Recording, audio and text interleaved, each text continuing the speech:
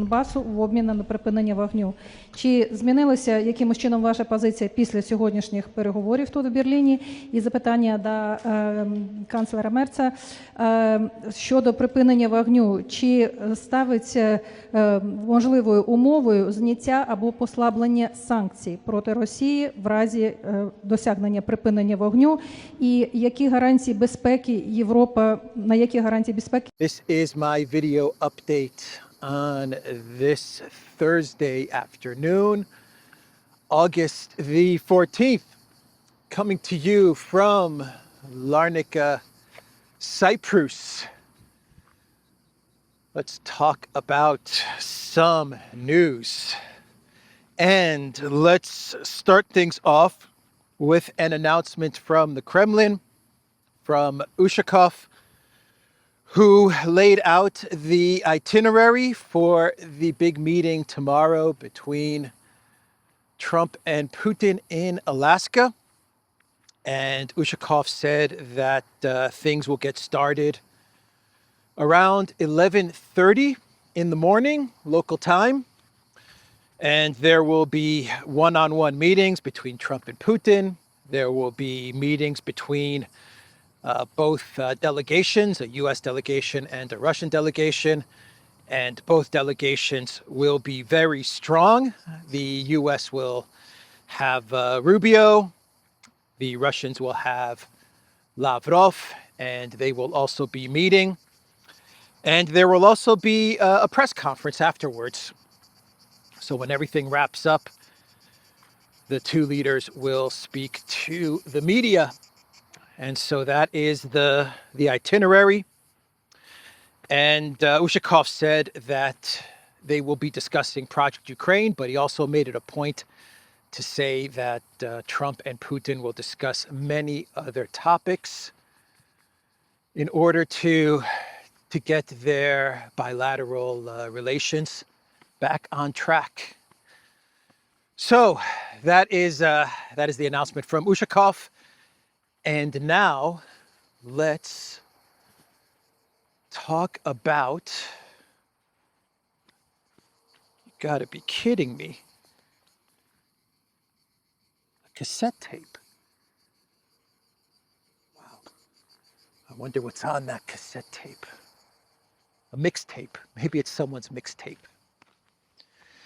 Anyway, let's talk about the big news, which is coming from the Russian Ministry of Defense and the FSB, which claim that they took out the production facility for the Ukraine long-range missiles. And they did this in July, according to a Russian Ministry of Defense statement and an FSB statement. They found out where the production facility and the supply chain for putting together the Ukraine-German long-range missile, which was going by the name of Sapsan, which would have had the ability to hit as far out as Moscow.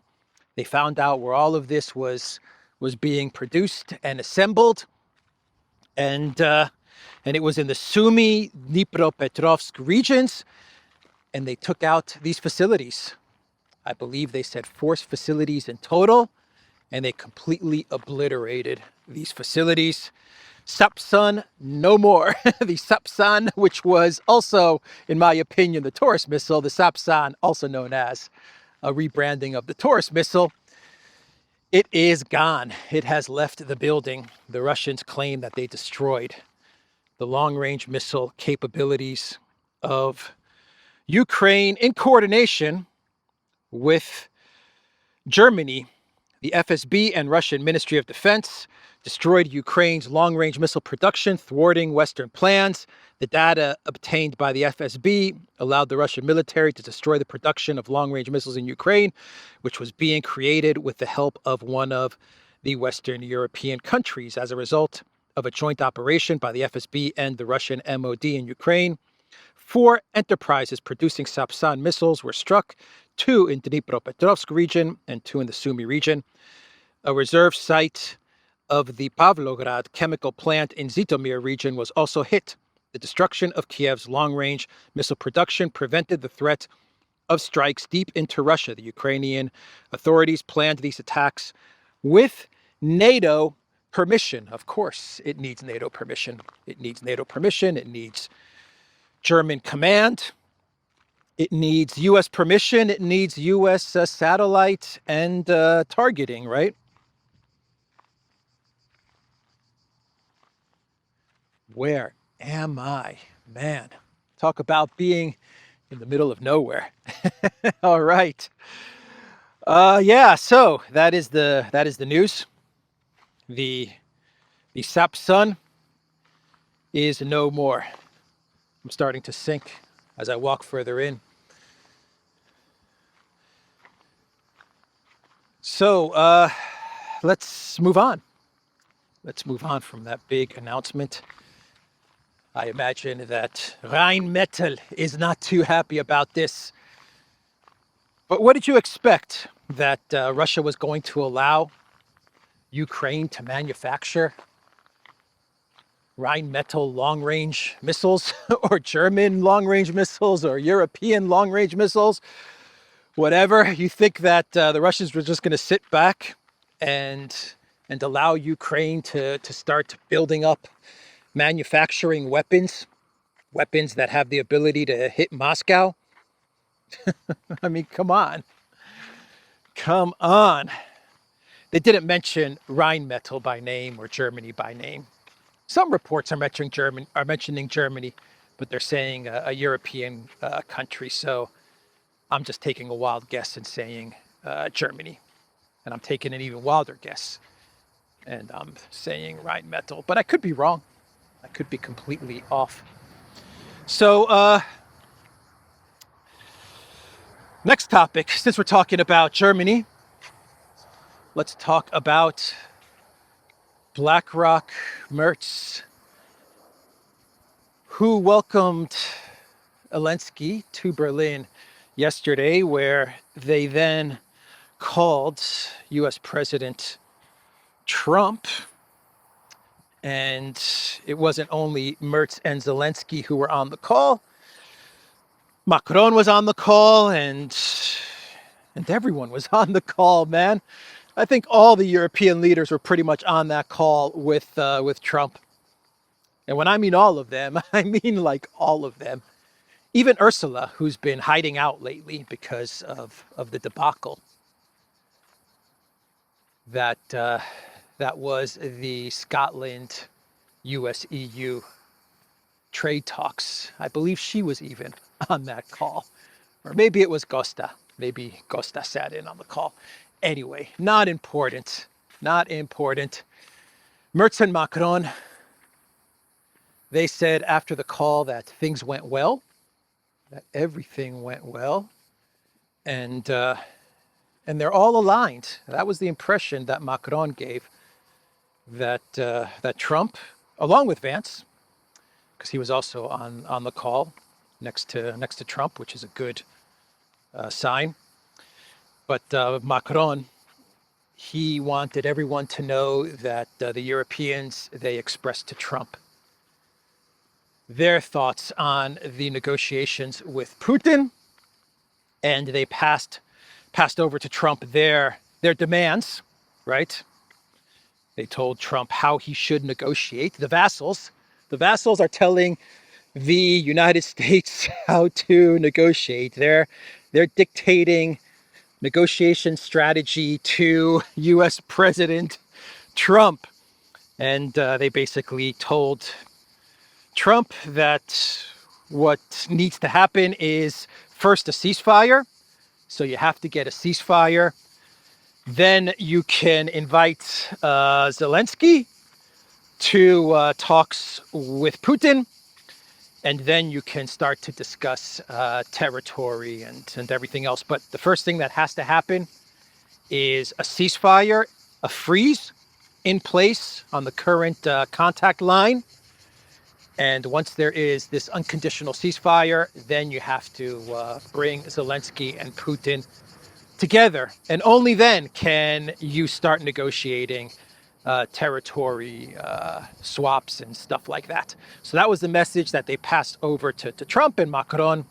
He said that Trump was pretty much in alignment with the way they saw things. Macron claims that Trump told them that he is going to be going for a ceasefire, and that he will try to get a meeting between Putin and Zelensky.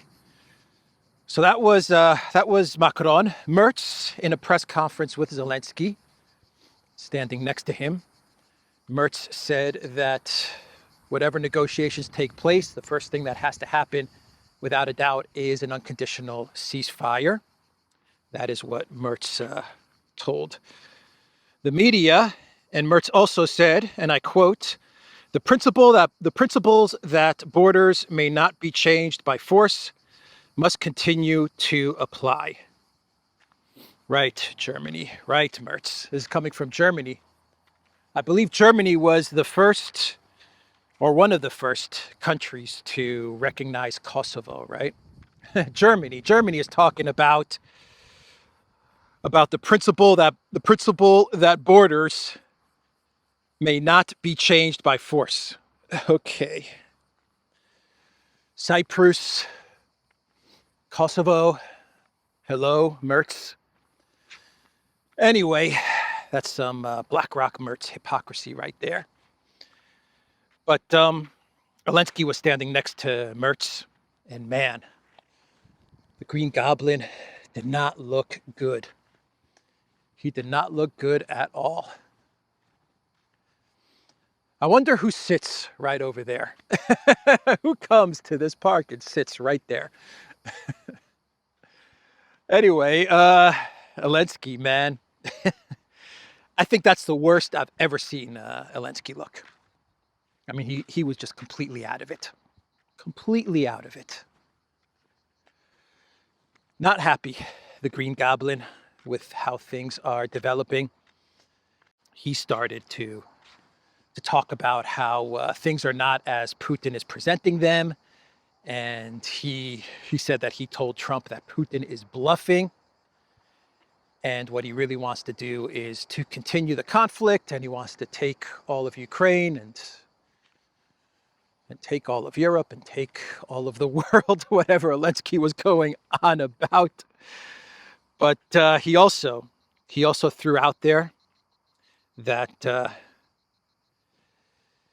that Russia has 3 times more artillery, but they are losing 3 times more soldiers. They have 3 times the casualties. That's Zelensky math, which follows in the great tradition of Annalena Baerbock math. The Russians have 3 times the artillery. It's a lot more than 3 times, by the way. It's a lot more than 3 times artillery advantage and missile advantage and everything advantage. It's about 10 times, maybe 20 times the military advantage. But anyway, they're suffering 3 times more casualties, according to Zelensky. How that works, don't know. Putin is bluffing. He's trying to push before the Alaska meeting on all directions of our front line. Russia wants to occupy the whole of Ukraine. This is his wish. And Putin is bluffing that sanctions is nothing and they don't work. In fact, sanctions are hitting Russian war economy hard. It's true. Russia has a lot of weapons, many times over than we have.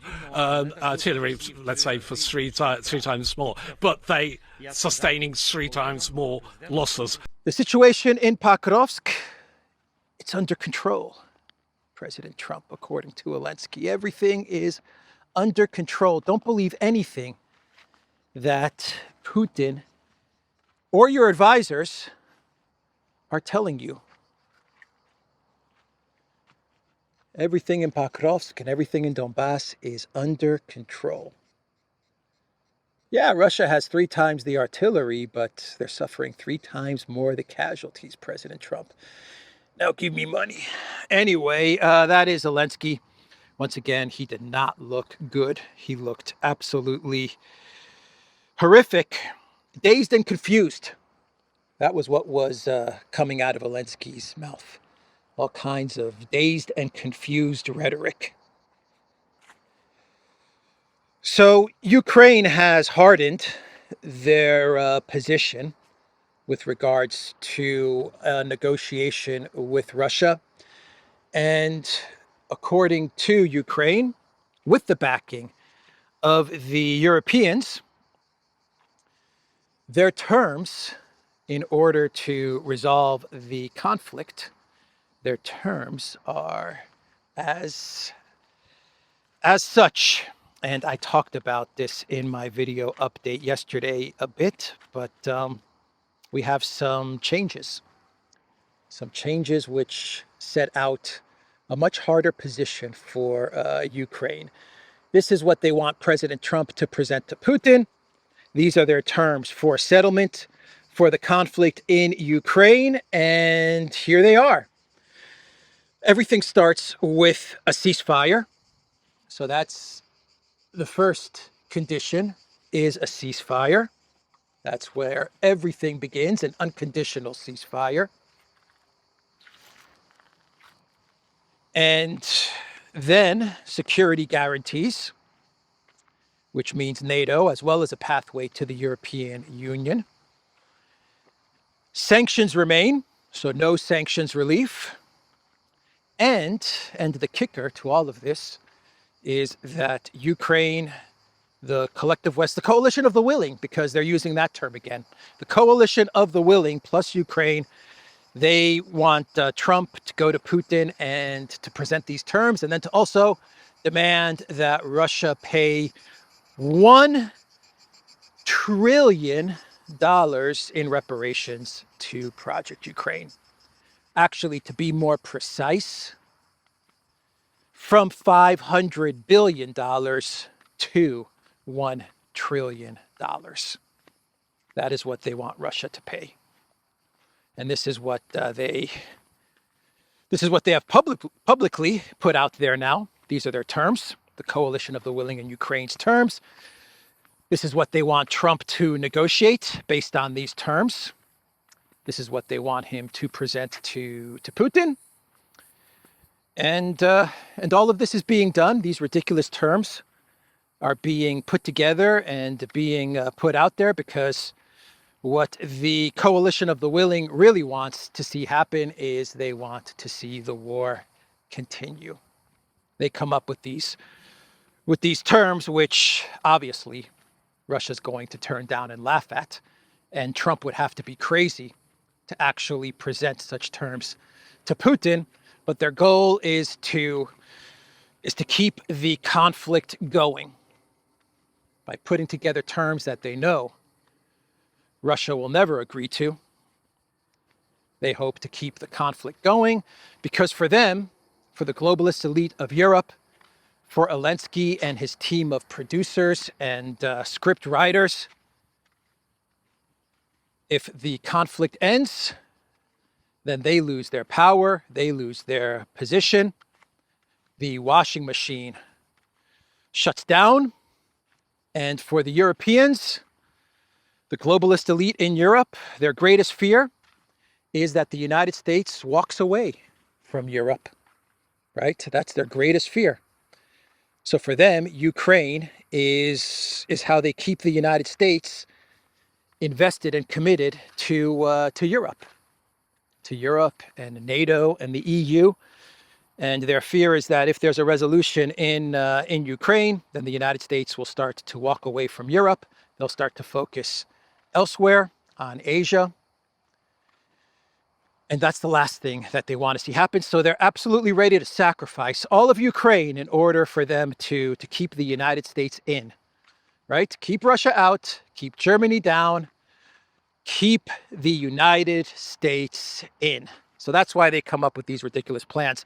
Actually, these ridiculous terms. Actually, Merz, he even said that if Russia does not agree to the 500 billion to 1 trillion in reparations, then the coalition of the willing might take Russia's 200 billion in frozen assets.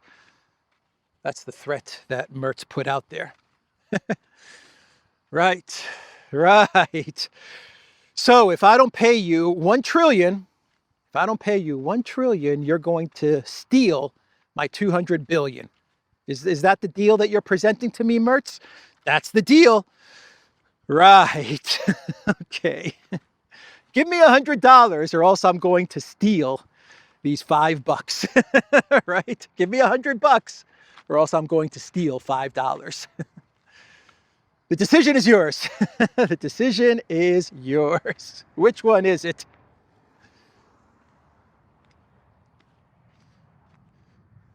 Bro. Let's find some shade, man. I am cooking out here. I wouldn't mind getting to the other side, but I think it's better if I find some shade. So anyway, those are the new revised, hardened terms that the coalition of the willing plus Ukraine came up with. Once again, Trump would have to be crazy to actually discuss these terms with Russia. Russia would laugh and walk away, but there it is. So speaking of Trump, he was at the Kennedy Center and he was speaking to the media. He will be honoring some celebrities, the Kennedy Center honors, those ceremonies, awards, and the people that he will be honoring are George Strait, Sylvester Stallone, Michael Crawford, Kiss, and Gloria Gaynor. Those are the nominees for the Kennedy Center honors. Trump is the chair. As president, he's the chair of Kennedy Center honors, right? So anyway, he took questions from the media, and of course, they asked him about Project Ukraine and the negotiations that will be taking place in Alaska with Putin. Trump said that if the meeting goes well, then he will be trying to get a very quick, in a short amount of time, meeting between Zelensky, Putin, and he said, if they want me there, I'll even show up. That's what he said. I don't think Russia's going to go for that, if you want my opinion, but who knows? Maybe they do go for that. I don't know. But he said if things go well, then that's his next goal, is to get a trilateral meeting very quickly, he said. He wants to get this done very quickly. If things don't go well, and Trump will know if Russia's serious about peace, he said. If things don't go well, then Trump said that Russia will have very, and I quote, severe consequences. That's what he said, though he did not get into any specifics. Which is smart, because not the statement. The statement was not smart. I don't know why he says that, but at least he didn't box himself in with any details or any specifics like 500% tariffs or stuff like that. They asked him what exactly would be those severe consequences, and Trump was like, I'm not going to tell you. So he didn't box himself in that sense. But he said that Russia will face severe consequences if he sees that Putin does not want to end the war. Very severe consequences is what Russia will face. Yeah, it's Putin. Putin, if he doesn't see that Putin wants to end the war, as the United States is sending money and weapons, and they have command centers which are operating, commanding the entire conflict. But it's up to Putin, because the United States is the neutral mediator, and Trump, he should be getting the Nobel Peace Prize as the neutral mediator. Anyway, that's what he told the media. We have all kinds of speculations, reports from Collective West Media as to what might be offered by Trump to Putin. According to the Telegraph, They're saying that Trump might present minerals to Putin in Alaska. They will give Russia the right to some minerals in Alaska. Unbelievable, huh? This is according to the UK Telegraph. Just like that, Trump is going to give away Alaska's mineral wealth to Russia. How dare you, Trump? What a ridiculous story from the UK Telegraph.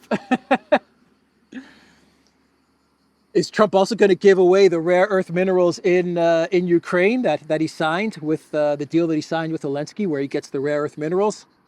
Or does Russia already have those rare earth minerals? I think Russia already has those rare earth minerals. So since Russia already has those rare earth minerals that the United States signed with Ukraine, might as well just give Russia the minerals in Alaska as well, right?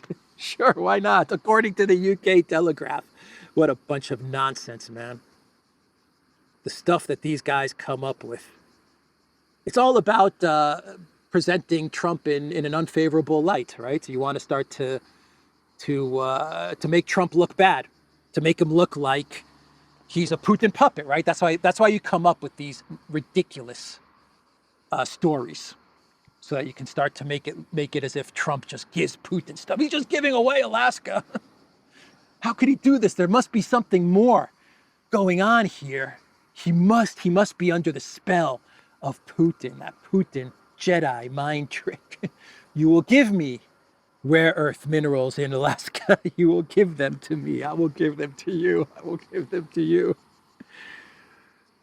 Oh, The Atlantic, they put out an article with the title, Vladimir Putin could be laying a trap. Donald Trump really wants a deal to end the war in Ukraine. What is he willing to give up? It's a trap. It's a trap. You know, when they say that, this title actually worries me. When they say that Putin is laying a trap for Trump, it makes me think that the United States is laying a trap for Russia. When I read these types of titles, the exact opposite may be going on here. But anyway, The Atlantic is saying that that Trump has been wanting this meeting with Putin for months. Putin finally gave it to him. Trump wants to end the war in Ukraine. He really wants the Nobel Peace Prize.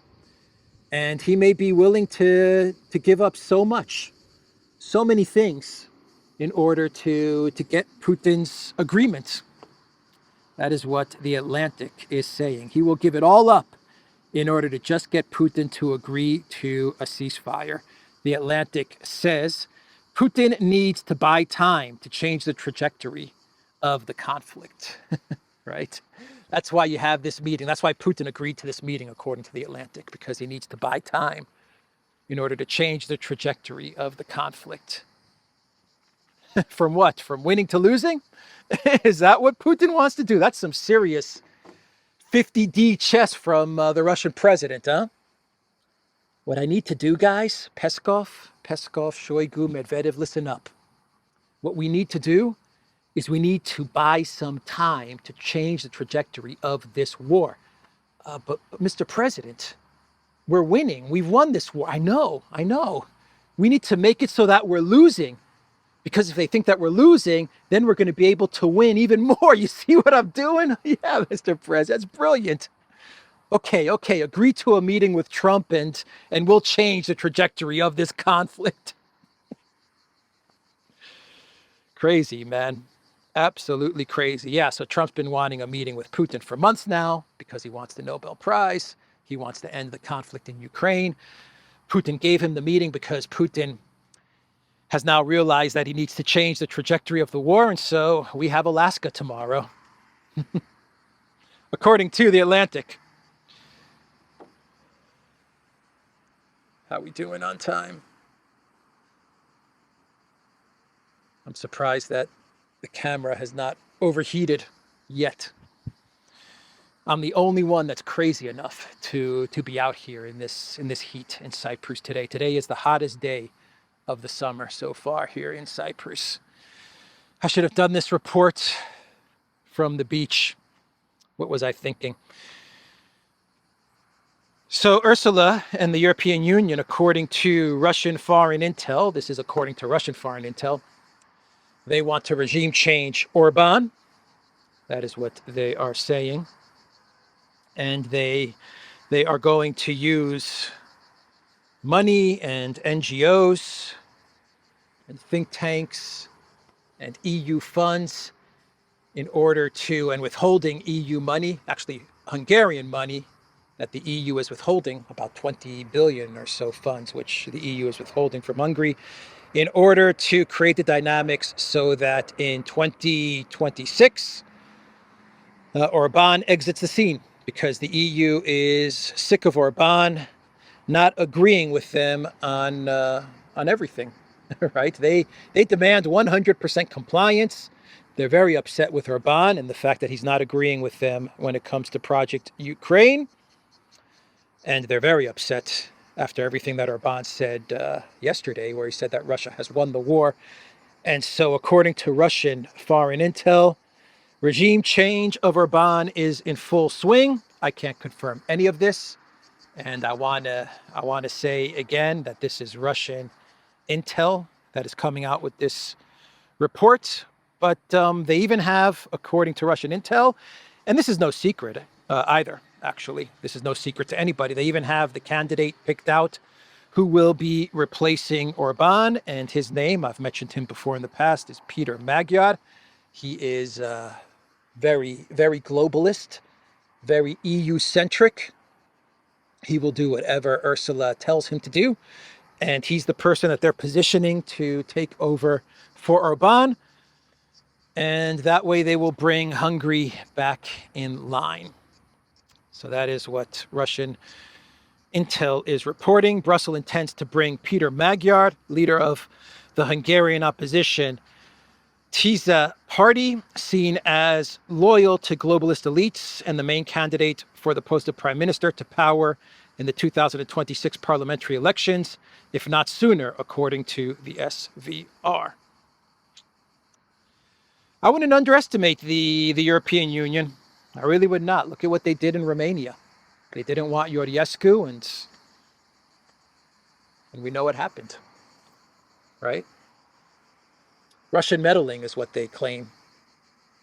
I don't think they can run with Russian meddling anymore, given everything that's coming out with regards to Russiagate. You see the damage that Russiagate did around the world? The Russiagate hoax gave the EU their hoax to overthrow and regime change governments that they don't like. That's the damage that Russiagate did. But they can't run that anymore, because everyone now knows that Russiagate was a hoax. Even if you still believed that Russiagate was real, after all the information that's coming out, you can't possibly still believe in the Russiagate narrative. And so the European Union will have to use something else. Or who knows? Maybe they will go with Russian meddling.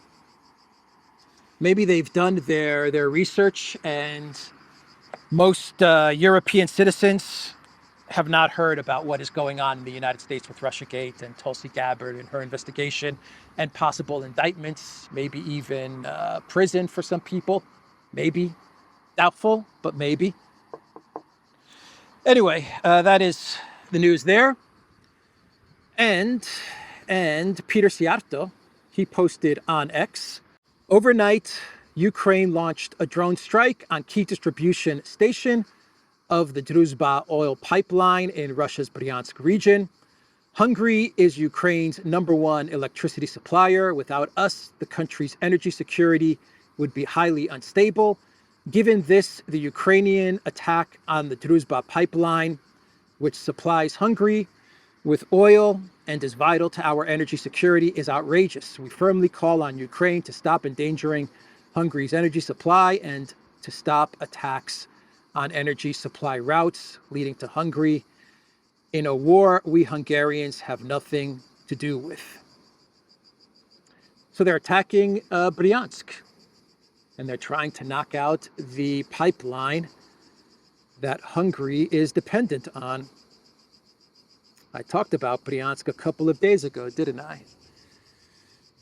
So that was the post from Siarto. Besant gave an interview yesterday, and Besant said that Trump may actually nominate Janet Yellen to take over for Jerome Powell. He wants Powell gone. He wants Powell out of there. And he's even thinking of Yellen. My God. Please no. Please no. But anyway, that is what Besant said. And Besant also talked about Nancy Pelosi and her ability to trade stocks at huge profits. Besant said, I am pushing for a ban on single stock trading in Congress. The American people deserve better than politicians like Speaker Pelosi with hedge fund level returns. What is Besant talking about, hedge fund level returns? Nancy Pelosi crushes the hedge funds, man. She absolutely crushes the hedge funds. Come on, Besant. What are you talking about? Yeah, I'm all for this ban, but you know what? It's meaningless unless you also lump in there not only Congress, but the families as well. Because my understanding of Pelosi is that her husband is making most of these trades. He's making the big bucks. Not that Pelosi is telling him anything. No way. No way is Pelosi telling her husband anything so that he's making these amazing trades. But you can't only have this limited to Congress. You have to cover the entire family. Anyway, that's what Besant said. In Germany, the AfD is gaining in popularity. I believe now, according to a new poll or a new survey, it is the #1 party. So you have Le Pen in France crushing Macron, and now you have the AfD as the #1 party now in Germany, according to this latest survey.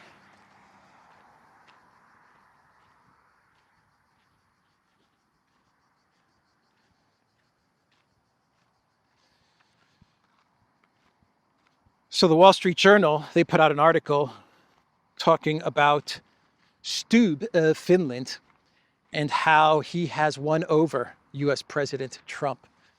They're golfing buddies. They have become golfing buddies. And according to the Wall Street Journal, Trump calls Stubb all the time, even just to discuss golf, even when it's not business, geopolitics, politics, foreign policy related. He calls up Stubb just to talk about golf. And Stubb uses the access to President Trump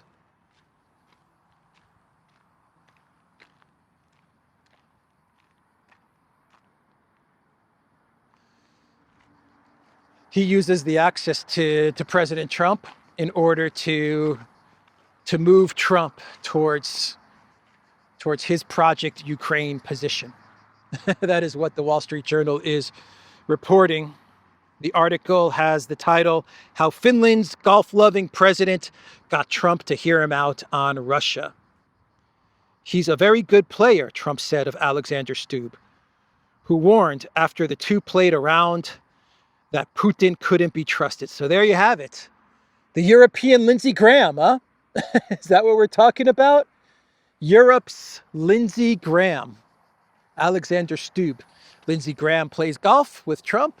Lindsey Graham has all of this power and control over Trump. And Stubb is the same.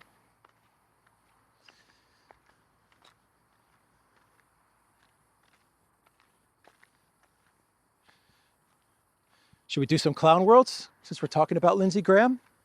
Lindsey Graham lost his freaking mind, huh? He was speaking yesterday, and Lindsey Graham, he actually posted this on X. That's how proud he was of this speech.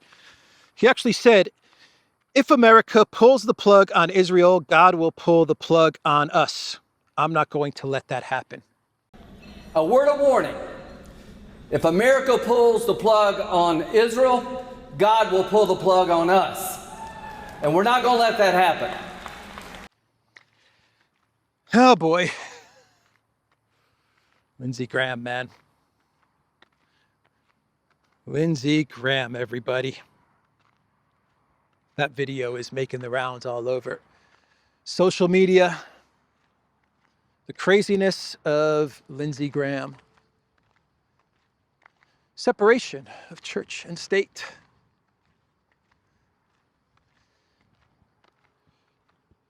So the German general, the creepy German general that was talking about the 150 or 200 long-range missiles that Germany and Ukraine are working on together, and which will be used to strike deep inside of Russia, which Russia has now obliterated. You know the general that I'm talking about? That's right. I'm bringing this video full circle, back around, full circle, right? Anyway, the German general was giving an interview. What's this dude's name? Super creepy general. I forgot the guy's name. General Freuding, Bundeswehr General Freuding. He said that the war is being conducted strictly by Ukraine. The collective West, NATO, they have nothing to do with the conflict against Russia. All the operations, everything is on Ukraine's initiative. That is what this general said. Operations, whether special operations or operations on land, in the air, or at sea, are not coordinated with allies. Ukraine is conducting this war, this defensive war, under its own responsibility, said Bundeswehr General Freuding, stating that Ukrainians alone will be held responsible for all terrorist acts on Russian territory, and Europe is supposedly not involved. Someone is panicking. There's a general in Germany that's panicking. It wasn't us. We had nothing to do with this. We had nothing to do with this. I posted on X that perhaps this general should reference last year's article from the New York Times, which talks about the Command Control Operations Center located where? In Wiesbaden, Germany. That's where this operation and command and control center, which runs the whole conflict in Ukraine, was located inside of Germany. And Zelensky visited that command center. Zelensky was there. Syrskyi was there. I think Biden even paid a trip to this command center. Blinken, Sullivan, they were all there. And the whole war was, maybe still is, being conducted inside of Germany. All of the HIMARS attacks, the ATACMS, all of the sabotage operations, attacks on Crimea, Storm Shadows, Scalps, Kursk, everything out of Germany. That's the New York Times that reported on this. This was last summer, actually. Seems like this German general did not read that article. Anyway, that's the video, everybody. TheDuran.locals.com. We are on Telegram and Rumble and X. Go to the Duran shop, pick up some merch like what I am wearing in this video update. There is a link in the description box down below. Take care.